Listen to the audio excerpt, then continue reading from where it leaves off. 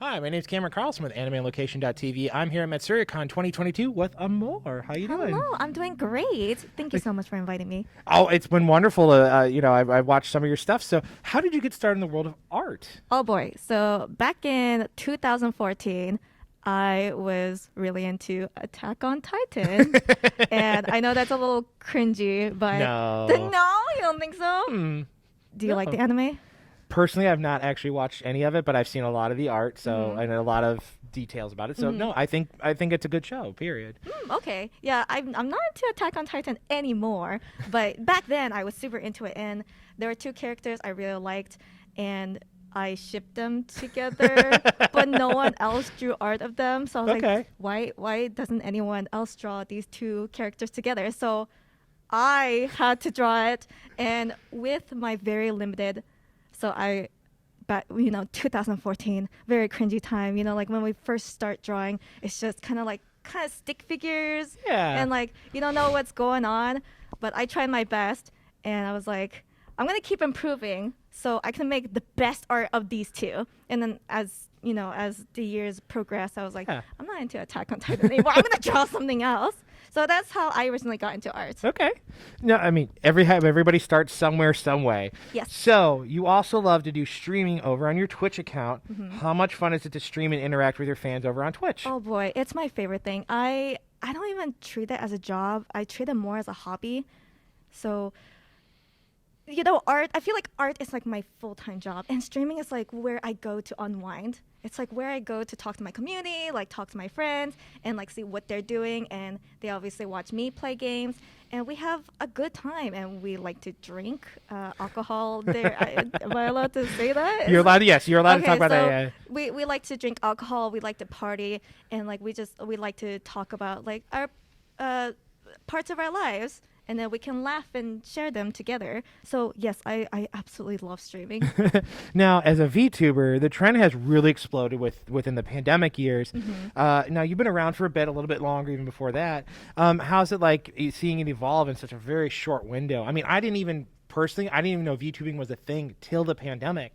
So what, like I said, I got brought on because people were like, "Oh, look at this funny anime girl, talk about this stuff on, or this funny anime boy," and I was like, yeah. Like that's what I'm saying. Like I got brought in via like just small clips, So like, how's it like as someone who's been with it for a little bit longer than the pandemic portion? How's it like seeing it explode in that 2-year time frame? So I actually started streaming November 2019. So Right. I actually haven't been streaming for that long. It's been around It'll become close 3 to years. 3 years. Yeah.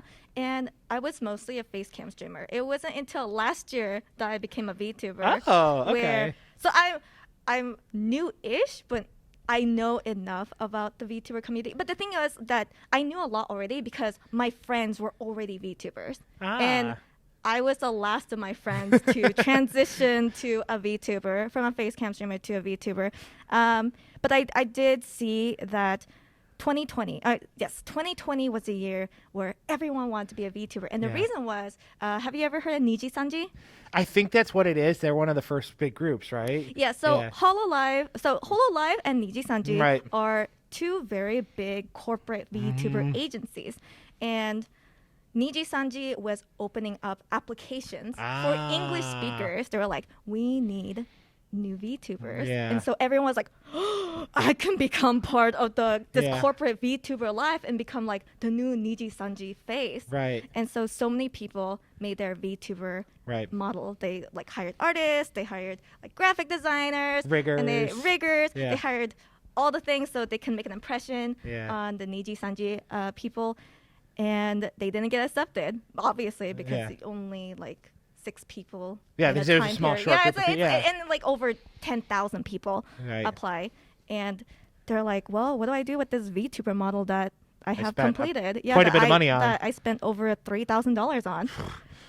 I better start streaming. Yeah. And so that's how the VTuber boom came to be. Interesting to hear that story. So it says in your pinned tweet that you helped localize the Danganronpa V3. How is it like working on that project? And you can go through the process for people that don't know about it and how much challenge it was and enjoyable. I personally I don't know how to speak 2 different languages other than a little bit of Spanish. So localizing's got to be pretty tough to go from, okay, here's the Japanese way of okay, I'm in love with someone, but that's a different cultural aspect of saying I'm in love in English is totally different than in Japanese. So how did that so work it's not out? one-to-one. So I'm a localization editor / writer, and I help localize Japanese phrases or other language phrases into a more cohesive English Right. speech. So we wouldn't say like, oh God, let me give an example. No, I can't cuss. Danganronpa has way too many cuss words, so I'll omit that. Sorry about that. Okay, yeah. But I would say it was very challenging. Danganronpa V3 was one of the most fun and most difficult projects because the game was over 3 million characters, 3 million Japanese characters, and so in order to translate that from Japanese to English was just super hard.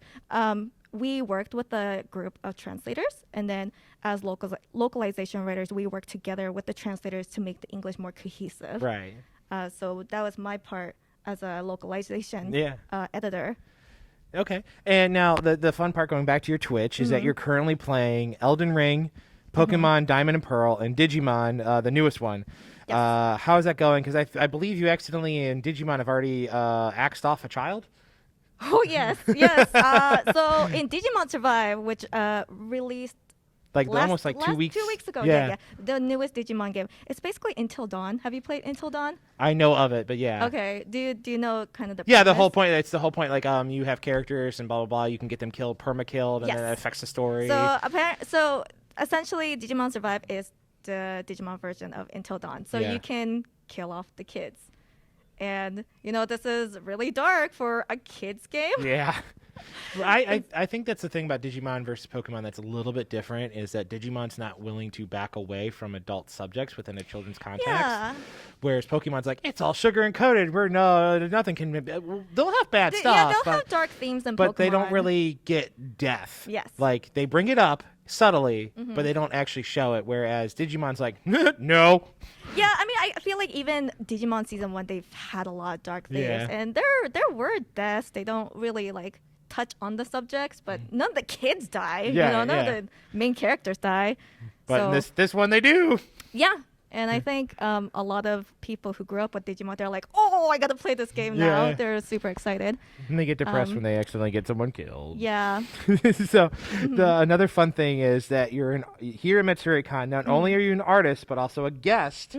How's it going to be interacting and meeting all your wonderful fans that are like, I only know you as a VTuber model, not a physical person. Right, so right, how do they I hear the voice.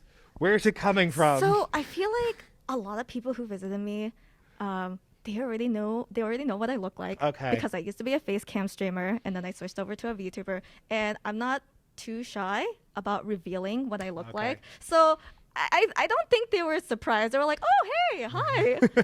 I was like, oh, hello. Well, for me personally, I only knew you as a VTuber. Really? That's that's what I'm trying to get at. I only knew you as a VTuber, so I like hearing your voice. I'm like, where's the model? Like, where is it? So, where is it? Yeah.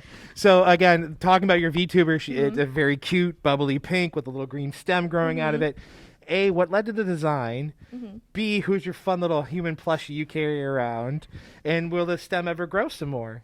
Oh boy. So actually, my VTuber model was based off Stardew Valley. So Stardew Valley is one of my favorite games, and the little guy in my pocket is actually Shane from Stardew Valley. Aww. And Shane is my favorite character, and he's my husband in the game. So basically, my VTuber model is based on my own farmer, OC. Okay. And I put Shane in my little pocket. So that's where it originally came from. I think in the future additions on my model, I won't have the Shane plushie anymore, and I'm gonna retweak some of the designs. And with the plant, it's to signify that I love farming. Okay. I didn't know if it would ever grow a little bit more as you grow. Oh boy, a lot of people have asked that, and I think it's gonna be forever like that. Okay. Forever a sprout. Okay. So gonna kind of go into the next thing is what current projects are you working on that you want fans to know about that that are not behind an NDA wall that you want fans to check out? I think so far I am just chilling with streaming. I'm just chilling with art. And there are no big projects at the moment that I can reveal. Right. But so far, yes, you can find me on twitch.tv/Amour, Amour, and then on Twitter you can find me on CL_Amour. I know those are very hard to spell. CIELLE_AMOUR. But yeah, just I want to grow my community. I want people to get along on Twitch and have a fun time. That is my main goal right now. For the fans that have been keeping up with you, though, for the last 2-3 years, what do you want to say to them? Hey, thank you for hanging out, and thank you for drinking with me, and thank you for not clipping the time I accidentally fell off my chair twice while I was drunk and then passed out in the bathroom. Thanks, everyone. Thank you so much for coming on and talking with me. It's been wonderful to meet you. Yeah, it's been wonderful to meet you too. Thank you. You're welcome.